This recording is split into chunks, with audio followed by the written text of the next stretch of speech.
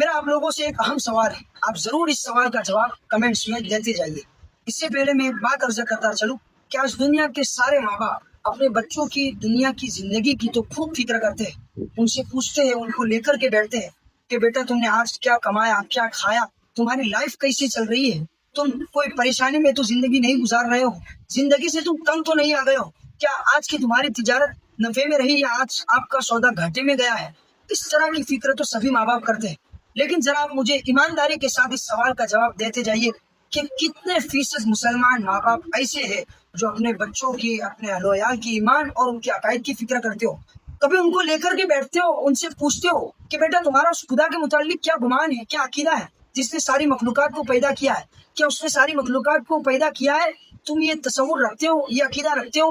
یا یہ تم عقیدہ رکھتے ہو، یہ تم سوچتے ہو کہ اس کائنات کا کوئی پیدا کرنے والا، کوئی کریٹر نہیں ہے، یہ دنیا کا نظام آٹومیٹکلی چل رہا ہے۔ اس طرح کے سوالات کر کے اپنے بچوں کا وقتاً فوقتاً امتحان لینے والے پیرنٹس اور ماں باپ موجود ہیں، اپنے بچوں کی ایمان اور عقائد کی فکر کرتے ہو، ان سے ان کی دینی زندگی کے بارے میں، شب و روز کے معمولات کے بارے میں ان کا حساب لیتے ہو، کیا تم سے آج کے اللہ کا جو فریضہ تھا وہ پورا ہوا ہے کہ نہیں، یا اس میں کوئی کمی کوتاہی رہ گئی ہے۔ تم اسکول اور کالج اور یونیورسٹیوں میں جاتے ہو تو اس تعلیم کا تمہارے دل و دماغ پر کیا اثر ہے، آخری نبی کے بارے میں تمہارا کیا تصور ہے، کیا تمہیں یہ بھی پتا ہے، یہ بھی گمان ہے کہ نہیں کہ کل مرنے کے بعد دوبارہ زندہ ہونا ہے اور اپنی پہلی زندگی کا ایک ایک لمحے کا حساب اس خالق کائنات کو دینا ہے جس نے ہم سب کو، پوری کائنات کو پیدا کیا ہے اور آج وہ ہمیں دیکھ بھی رہا ہے، ہماری زندگی کو چلا رہا ہے، ہماری جو سانس چل رہی ہے اس کے حکم سے چل رہی ہے۔ اس طرح بچوں کے ایمان عقائد، اپنے اہل و عیال کے ایمان کی، ان کی دینی زندگی کی، ان کی اخلاق کی حالت کی، ان کی کردار سازی کی محنت کرتے ہو، فکر کرتے ہو،